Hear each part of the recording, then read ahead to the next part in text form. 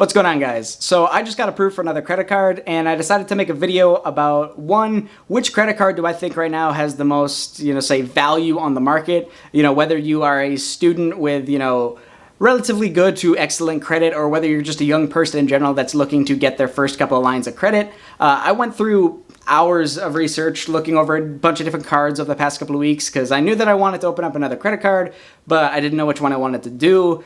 So there's a lot of risk reward and pros and cons weighing out on my end. So I figured if anybody else that's going to be watching this is kind of in that same boat, I'm going to be pretty much condensing down what I think are the top 5 cards to get right now, and kind of why I chose the card I went with. And then also, as a little key at the end of this, if you are someone that's opening up a line of credit for the first time, or if you're relatively new to it, or maybe your credit isn't in the best of shape, I'm going to be going through exactly what I do each month to make sure that my credit score is in the best shape it can possibly be each month. So if you guys are interested in that, make sure to stick around, hit that like button, hit that subscribe button, and without further ado, let's get in the video. Now, starting on the list in no particular order is going to be the CapitalOne Quicksilver Cash Rewards card. Now, this card has a lot of cool perks going for it, and it's a lot of people's first draw into especially people that are getting a first line of credit. This is one of the better options available. In terms of the required credit, you can essentially, as long as you have fair to good credit, you are kind of in the ballpark of being accepted for this card. And it comes with a lot of cool perks. So for example, if you spend about $500 in the first 3 months of opening up the card, they give you a $150 cash reward for opening up that line of credit, and then also showing that you're using the line of credit that they just gave you. Flat out, the card provides a 1.5% cash back on just about every single purchase you have.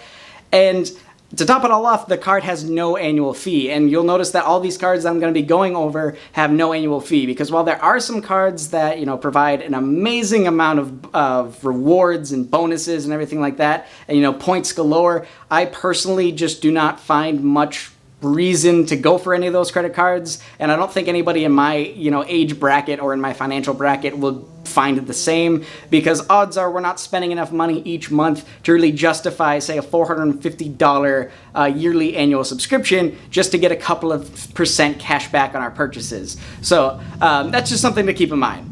This card also offers 0 APR for the first, I believe, 15 months that you open it. So that means that any time that you have money on your card and you don't pay it off by the end of the month, for the first 15 months, you'll not be paying any interest on that amount of money. Now, in no way does that mean that, you rack up your credit card bill and you just let it sit there for 15 months and you don't think about paying it off until the end of it, because that is a surefire way to kill your credit score. But that is a different video, and if you guys want a credit 101 video, I can go into that in the future. But for right now, I'm just going to be talking about the perks of all these cards. But so the Quicksilver credit card is actually really enticing, and it was actually not the card that I went with, but it was in my final 2.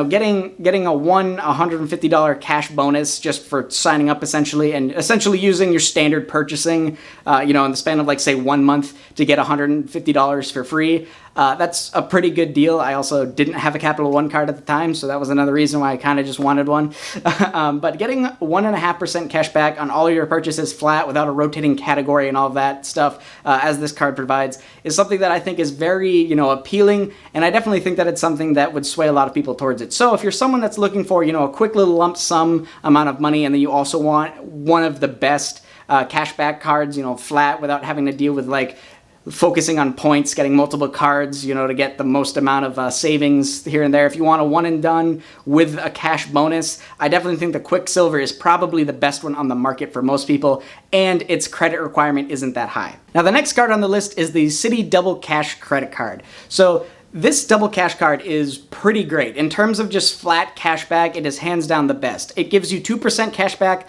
on everything, no matter what the category is, no matter what you're doing with it, as long as you have the card open. So the way it works and the way the cashback works is that every time that you put something on your card, you get a 1% cash back, as you normally do.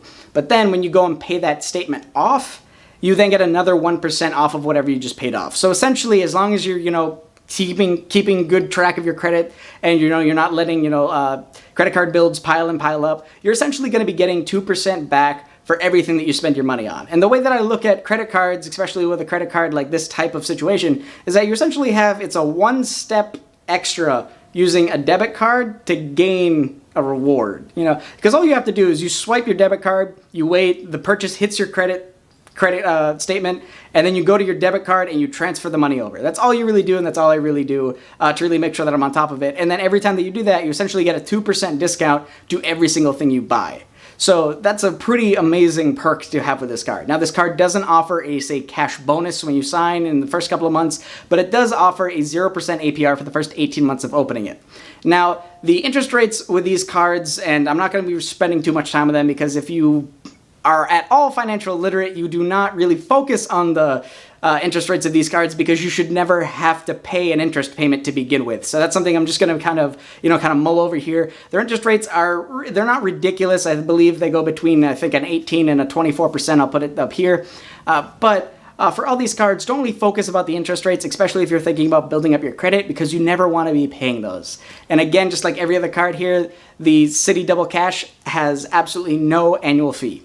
Now, the next card on the list that is going to be especially interesting for those college students watching this is going to be the Discover It Students Credit Card. Now, this credit card is really cool. It offers you 5% cash back in different categories, such as, like, say, purchasing on Amazon and doing other, like, say, subscription type things. They're going to be all listed here because there's a lot of the semantics with it. But this card, one, gives you either a 5% cash back on the majority of the things that they kind of viewed that college kids were going to be spending their money on, and then you also get a 1% flat rate on pretty much everything else. Another cool thing is that they offer 0% APR for a little bit over the first year of you opening up the card, but they also do not charge you a late fee or an overdraft fee for your first offense, essentially. Now, this definitely does not mean, just kind of miss a payment on your card, but you're kind of new to it, and you think that, you're kind of that person that can forget about simple things until, like, it really hits them over the head. I know I'm kind of one of those people. So, if you think you're one of those people, that's actually a really nice little safety net that they added in, just, because college kids are generally, on average, afraid of opening up credit. They all just hear that credit cards are horrible, and that's how people kind of ruin their lives. So I do think that that extra safety net is a really nice bonus, especially when this is focused on college students. Another cool student-specific bonus to this card is that when you show them your transcript, anytime that you get a GPA above a 3.0, they just give you a free $20. So essentially, if you're a moderately good to an average student, you're going to be just getting a free $20 for holding this card through an exam cycle. So, I mean, I think that that's a pretty cool way to earn a free $20, because honestly, you're going to college anyways, and you're spending, X amount of hundreds of thousands of dollars to get that degree. Might as well get a little kickback every now and again, you know what I'm saying? Now, Discover also has a built-in feature that alerts you whenever your social security number gets run, or if it ever gets shown up on the dark web, it pretty much alerts you and says, like, hey, go sort this out, or hey, was this you, get your life together type of thing. And I think that that's a really cool feature that I really hope that more and more credit cards are adopting that, and I really hope that that's just kind of a staple for the foreseeable future. Because in all honesty, the amount of, like, dark data that is out there and the amount of stuff that gets stolen every year is crazy. And I definitely think that, people can go, months without realizing that someone's just been, adding really tiny incremental purchases to their credit card. And then all of a sudden they're just explosive. And, now you're $100,000 in credit card debt, which is awful. And unless your credit card company takes your side, that could pretty much destroy your financial standings. So hopefully that's a really cool feature. And hopefully that gets shown into pretty much every other credit card, say over the next 5 years. Now, the next credit card on the list is the Bank of America Cash Rewards card. Now, this card is not the one that I opened up, but full disclosure, I actually own this card. This was actually the first credit card I got, and it's actually one of the best ones, I think, when you're getting your first line of credit. Unless you're looking for those, like, student benefits and everything like that, as terms of just a general all-purpose card, I think it's really valuable. So let's kind of go into it. So if you have it open and you, say, in the first 3 months of opening the card, you spend about $1,000 through the card, then they give you $200 in a cash reward. Now, that is pretty much the max that the majority of credit cards, especially credit cards that don't require, say, excellent credit to even be qualified for. I think that in terms of just getting a raw cash value, this is definitely hands down the best one out there. You do have to spend $1,000, so obviously if you generally don't spend $1,000, in a 3 months period of time on your credit card, do not just, blow $1,000 in order to get $200 back. That's an awful idea. But other than that, in terms of rewards, the company kind of rotates between 5 different categories that you can select. So they give you 5 categories that you were able to kind of shuffle through or keep it on there. Like I keep mine on gas, and I have kept it on gas for a while now. And whatever category you choose, you get 3% cash back in that. And then for other categories such as like groceries and other like pretty much staples like that, you get an extra 2% cash back. And then on every other purchase, you get a 1% cash back. So that's pretty good in terms of, being able to select what bracket you want the 3% cash back in. And so, generally I focus that on just kind of mundane things that I know I'm going to be spending money on that none of my other credit cards really, compensate for in terms of giving me a bump in cash back for it. Keeping that on gas, I think has, saved me probably, a couple $100 a year. So, pretty worth it in my opinion. And also, I've really had no issues with Bank of America. They raise my credit limit, relatively periodically. I think every 6 months or so they give me a bump in my overall credit limit, which is nice because I've never actually, kind of, picked up the phone and been like, hey, increase my credit line. But it's all in all, I haven't had any issues with the card. Their app is pretty straightforward. I do have a Bank of America checking and savings account, so it is extremely easy to just pay off my balance in an instant. And anytime that I have an alert going on in my account, I just get it on my phone and I can instantly lock the card from wherever I am. So the interest rate on this, I believe, goes up all the way up to, I want to say 26%. I'll show it here again. But this is a card that, again, you really shouldn't want to be paying the interest rate on. So never leave a balance at the end of the month. I can't stress that enough. That is the biggest issue that people make, especially young people in college make. They kind of rack up a credit card bill and they're like, oh, I can drop $200 now and only pay $20 on it for a month or two.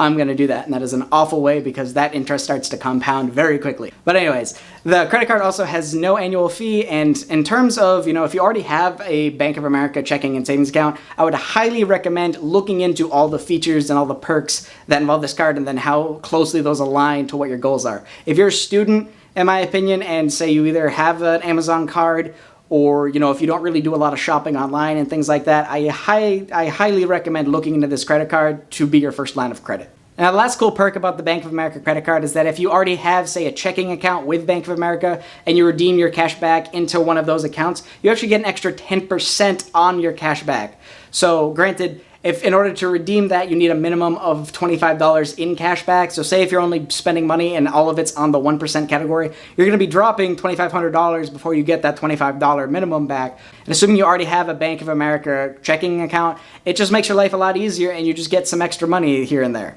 And now the last credit card on this list is going to be the CapitalOne Savor One credit card. Now this credit card is pretty much all around great. So this credit card, when you open it up, if you spend over $500 in the first 3 months, you get a $150 cash reward, which is great because it competes with the other CapitalOne card that I went over here, the Quicksilver.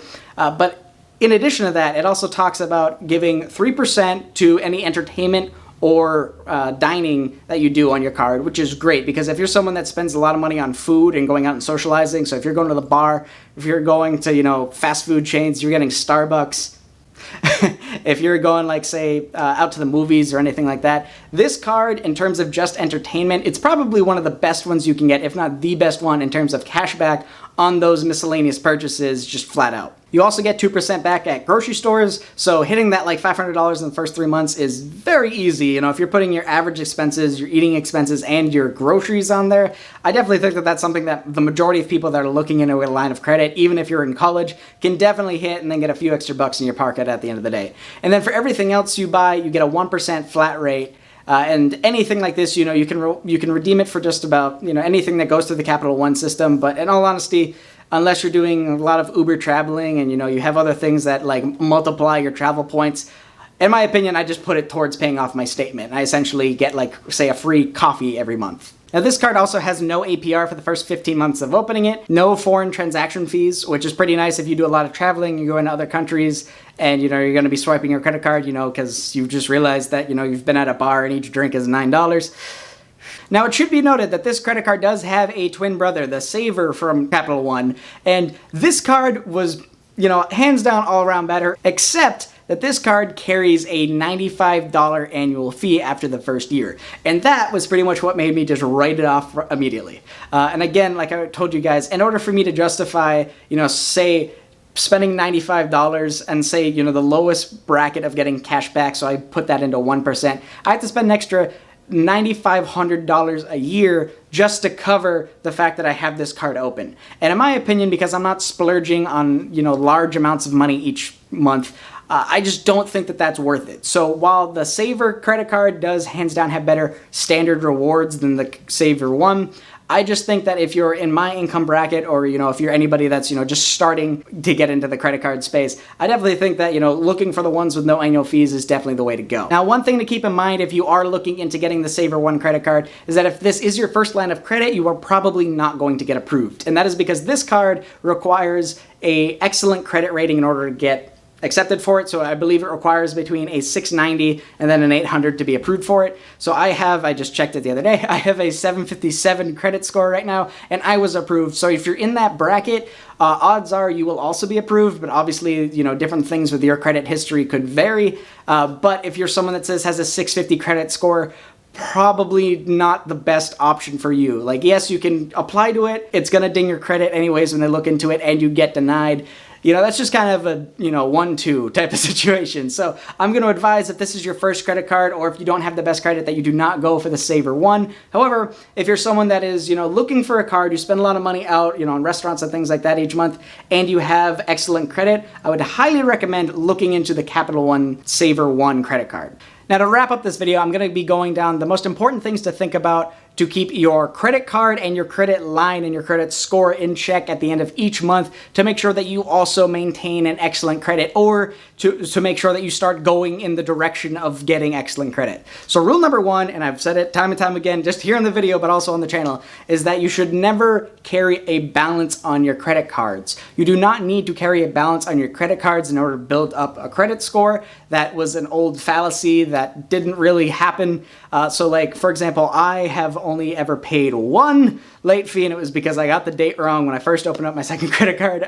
But you should never have to pay a late fee on a credit card. You can just pay it off entirely if you just keep it to small purchases. Like if you buy a candy bar and you pay it off the day after it comes on your statement, you're fine, your credit score will go up, and you don't ever have to worry about paying interest fees in order to get a good credit score. Now, the next thing to think about is to always keep your utilization ratio down to below 30% at any point in time. So what this means is not, okay, let me rack up my credit card to 100% and then pay it off at the end of each month, because that is a surefire way to become very risky to the eyes of your creditor. If you have a $10,000 credit line and Bank of America sees you, charging $9,999 each month, and then you pay it off, that's a lot of risk for them, because if you don't pay it off, then they're about 10 grand out. They will charge you a late fee, but if you're, maxing out your credit card and then you're getting hit with a late fee, odds are you're not the person that's going to be paying it all off anytime soon. So just keep that in mind. You want to keep it between 30% and below. So the way I look at it is that anytime I do a big purchase, I make sure that my credit card is already completely paid off, charge it. If it's going to go above my 30% purchase, say if I'm buying something that's a few $1,000s, I preload a couple $1,000s on my credit card, so that way once it hits my statement, it's still under my 30% threshold. I've been doing this. I don't know 100% with that last part if it is exactly the best optimal way to do it. However, I have done that multiple times in the past, and I have maintained excellent credit throughout the time without ever taking a credit hit. So in my opinion, that is the way to go about it. Now, the other thing to keep in mind is that you do not want to just take out credit willy-nilly. You do not want to, just sign up for every credit card that you can get approved for, because if you start quickly adding credit cards, companies get really worried and they think that you're getting a bunch of credit cards because you can't afford to pay off the other ones that you're in a tight money situation. So definitely, keep within your means of how much credit you're going for. Now, also keep in mind that the amount of credit that you have at your disposal between all of your cards will also affect your credit score. And that kind of goes back to the utilization ratio. If you have, if you're spending $100 a month and you have a total of $1,000 in credit versus if you have $100,000 in credit, your utilization ratio is going to be so small, the company doesn't view you as a threat. So the best way to kind of, boost this up without, say not putting anything on your credit card is that occasionally, say if after a couple of months, if you're using a credit card and, you're paying it off and everything like that, and they're not giving you a raise, straight up call your bank and ask them to raise your credit limit. It's not that hard. If they look at your history and they know that you're timelessly paying it off, you may or may not, keep balance once here or there. But, if they're not like worried about you and your credit score is pretty decent to begin with, they're going to almost have no problem bumping up your credit limit. And that is going to, one, help them because then you're using more of their credit, and two, it's going to help you because your credit score is going to benefit from it. All right, so that's the end of this video. Hope you guys got some use out of this. Let me know what you guys think in the comment section down below. What credit card did you guys just open up, or are you completely against credit cards and you like no form of debt whatsoever? Let me know in the comment section down below. I know that that's a really hot debate, and a lot of people getting a really, involved arguments here on YouTube and other social media about, a credit card versus no credit card. So I'm interested to see what my viewers personally think. And again, as always, guys, if you stuck around to the end of the video, make sure to hit that like button, hit the subscribe button, and I will catch you guys in the next video. Peace.